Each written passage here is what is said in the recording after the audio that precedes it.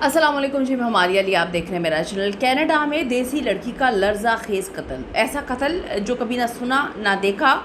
PR के लालच में दरिंदगी की इंतहा इस हद तक बढ़ सकती है, कभी तसव्वुर नहीं किया था। शादी से इनकार पर जो नेगरा फॉल है वहाँ पर एक खौफनाक अमल किया जाता है। कनाडा में कत्ल करके फ़रार आगे जो हुआ उसने सबके होश उड़ा दिए। कोई तसव्वुर भी नहीं कर सकता था कि ये शख्स इतना दरिंदा हो सकता है। कनाडा जाने वाले होशियार हैं जी, किस तरह से ये एशियन ड्राइवर जो कि हमारे मुल्कों से होते हैं, किस तरह से कुछ लोग एक मछली पूरे तालाब को गंदा करते हैं, किस तरह से इसने पाकिस्तानी कम्युनिटी, इंडियन कम्युनिटी और जो एशियन कम्युनिटी है उनका सर शर्म से तो झुकाया। वहाँ पे लोग इन पर एतबार करना छोड़ चुके हैं। क्या मामला है, कैसे कत्ल हुआ, किस तरह से जो है इसको ट्रेस किया गया, आप लोगों ने किस तरह से होशियार रहना, आज की वीडियो में बात करते हैं।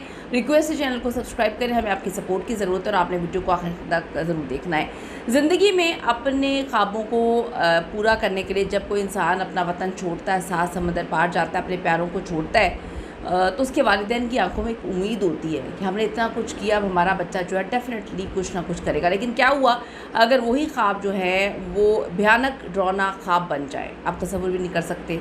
आपको मैं बताऊंगी कि कनाडा में किस तरह से एक दिलखराश अफसोसनाक वाक़या पेश आया जिसने सबको वहाँ पे हिला के रख दिया है। एक मासूम और मेहनती लड़की जो है वो कनाडा में काम करने जाती है। उसको सिर्फ़ और सिर्फ कनाडा में मौत के घाट इसलिए उतार दिया गया क्योंकि उससे एक खुदगर्ज़ एक गलत इंसान को जो है ठुकराने की ज़रूरत की, वो नहीं शादी करना चाहती थी। अब होता क्या है, ये 27 साल लड़की है जिसका ताल्लुक़ पंजाब से, एक इंतहाई होनहार, सुलझी हुई और अपने वालिदैन की फरमाबरदार बच्ची। इसका ताल्लुक़ मेडिकल के शोबे से है। अगस्त 2021 में अपनी मेहनत के बलबूते पर जो है वो कनाडा पीआर हासिल करके वहाँ पे शिफ्ट हो जाती है। आगे का प्लान ये था कि उसने वहाँ पे सेटल होने के बाद अपने पेरेंट्स को बुलाना था। वहाँ उसे एक हॉस्पिटल में अच्छी नौकरी भी मिल गई, लेकिन कनाडा में नए आने वालों के लिए जो सबसे बड़ा मसला वो ट्रांसपोर्ट का होता है कि अस्पताल घर से काफ़ी दूर था, जिसके लिए रोज़ाना उसको दो बसेस जो है वो चेंज करनी पड़ती थी, ट्रेन बदलनी पड़ती थी। और इस रोज़मर्रा की खाली से बचने के लिए एक दिन उसने ऑनलाइन टैक्सी सर्विस के साथ जो है रोज़ाना पिक एंड ड्रॉप का मुआहदा कर लिया। वो नहीं जानती थी कि ये मुआहदा उसकी ज़िंदगी का सबसे ख़तरनाक और आखिरी गलत फ़ैसला साबित होगा। अब रोज़ाना पिक एंड ड्रॉप के दौरान एक वो जो लड़का था वो भी वहाँ पे काम करता था, एक ही मुल्क से, एक ही शहर से थे, तो दोनों की जो है वो आपस में जान पहचान हो गई। इत्तेफाक से एक ही शहर के रहने वाले थे और वो 2022 में स्टूडेंट वीज़ा पर जो है वो कनाडा आया था। जब दियारे गैर में अपने ही इलाका, अपनी ज़ुबान, अपने मुल्क का कोई बंदा मिल जाए तो इंसान फितरी तौर पर अपनायत महसूस करता है। ये हम भी महसूस करते हैं जी।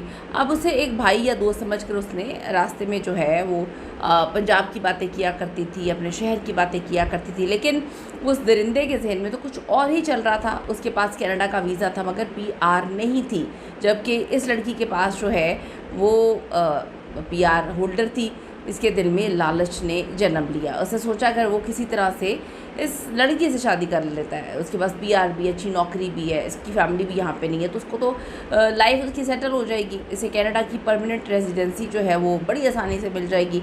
तो एक दिन गाड़ी चलाते हुए इस दरिंदे ने जो है आउट ऑफ नोवेयर इस लड़की को जो है वो शादी की पेशकश कर दी, उसको प्रपोज़ कर दिया। अब बेचारी बच्ची वो परेशान हो गई, हैरान हो गई, उसे समझ ही नहीं आ रही थी कि ये क्या मामला है। उसने इंतहाई मोहब्बत और प्यार तरीके से यानी कि उसको मना किया और कहा कि वो तो सिर्फ अपने करियर पे फोकस करने के लिए यहाँ पे आई है, आगे चल के उसे अपने फैमिली को बुलाना है, उनकी अभी शादी का उसका कोई इरादा नहीं। तो इसमें क्या गलत था, उसने कोई गलत बात नहीं की, बस यही इनकार उस घटिया नीच दरिंदे ड्राइवर की अना को, ईगो को जो है वो चोट पहुंचाता है। उसके चेहरे के तासुरात बदल जाते हैं। अब वो गाड़ी से जब उतरती है तो लड़की को तो ख़तरा महसूस होना शुरू हो जाता है। उसने फौरी तौर पे अपने घर वालों को कॉल किया और बताया कि जी ड्राइवर ने उसको प्रपोज़ कर लिया और मना करने पर उसका रवैया बहुत अजीब और डरावना हो गया था। घर वालों ने उसे हौसला दिया, तुम एक आज़ाद और मजबूत लड़की हो, परेशान मत हो, एक बहुत अच्छे मुल्क में तुम मौजूद हो, तो तुमने पुलिस को इन्वॉल्व कर लेना अगर कोई ये ज़्यादा तंग करे। लेकिन वो तो ड्राइवर मुसलसल उसको कॉल्स कर रहा था, हिरासा कर रहा था। अब फिर वो मनहूस दिन आया जब ये बेचारी लड़की अचानक से गायब हो जाती है। और लड़की जो रोज़ाना अपने वालिदैन से बात करती थी उसका फ़ोन बंद हो जाता है। 24 घंटे गुजरने के बाद जब रब्ता नहीं होता तो कनाडा में मौजूद उसकी कज़न ने पहले हॉस्पिटल में रब्ता किया, जहाँ पता चला कि वो 2 दिन से ड्यूटी पर नहीं आई और बताया भी नहीं है। अब घबरा कर 20 अक्टूबर को जो है फैमिली ने मिसिंग रिपोर्ट दर्ज करवाई। फिर अगले दिन यानी कि 21 अक्टूबर को कनाडा की पुलिस को जो दुनिया की मशहूर सियाहती मकाम है नायग्रा फॉल, उसके करीब एक नौजवान लड़की की लाश मिलती है। ये लाश किसी और की नहीं थी, किसी मासूम लड़की की थी जिसे बड़ी बेदर्दी से कत्ल किया और वहाँ पे फेंक दिया गया।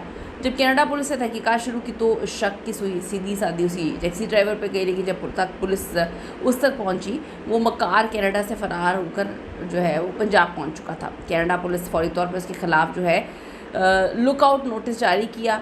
अब यहाँ इस मुलजिम की ढिठाई देखें कि ये पहुँच कर अपने मुल्क जाके सेटल होता है और वहाँ पे जाके जाली सोशल मीडिया आईडीज़ बनाता है, नए नंबर से मकतूला के बूढ़े वालिदैन को फ़ोन करके डराना शुरू कर देता है। उन्हें कहता है तुम्हारी बेटी तो मर गई, अब तुम्हें भी मैं मार दूंगा, और कनाडा में दर्ज केस जो है वो वापस ना लिया तो तुम्हें भी कत्ल कर दूंगा। वो कनाडा वापस जाना चाहता था मगर उस केस की वजह से अब वो नहीं जा पा रहा था। हद तो तब हुई जब वो खुद मकतूला के वालिदैन के घर पहुँच जाता है, उनको जाकर नुकसान पहुँचाने की धमकियाँ देता है, उनको थ्रेट करता है। लेकिन कहते हैं ना कि कानून के हाथ बहुत लंबे होते हैं और जुल्म का अंजाम जो है वो इबरतनाक होता है। धमकियों से डरे नहीं वालिदैन अपनी इकलौती बेटी को तो खो चुके थे। उन्होंने जल्दी से जो है वो अब से कुछ महीने पहले इस दरिंदे को गिरफ़्तार करवाया। अब कागजी कार्रवाई जारी है, जल्द इसको कनाडा की पुलिस के हवाले कर दिया जाएगा। ये वाक़या हमें सिखाता है कि किसी पे हमने एकदम एतबार नहीं करना है। हम अपने हमवतनों पर एतबार कर लेते हैं, यकीन करें सारे एतबार के काबिल नहीं होते। मासूम लड़की की बेचारी की क्या जो है गलती थी कि इसने अच्छे तरीके से ड्राइवर से बात की। अपनी कीमती राय ज़रूर दीजिएगा कमेंट सेक्शन में जाके। इस तरह के दरिंदों को जो है फ़ौरन जब आपको हिंट मिल गया था कि दरिंदा चेंज हो गया है, आपको फ़ौरन पुलिस को जो है वो इतला देनी चाहिए थी ताकि पुलिस फ़ौरन इस दरिंदे को गिरफ़्तार करती और आज वो लड़की ज़िंदा होती। इस हवाले से अपनी कीमती राय ज़रूर दीजिएगा। जाने से पहले रिक्वेस्ट है, अगर अभी तक आपने चैनल को सब्सक्राइब नहीं किया कर लीजिएगा, इससे हमारी हौसला अफजाई होती है। अल्लाह के बाद।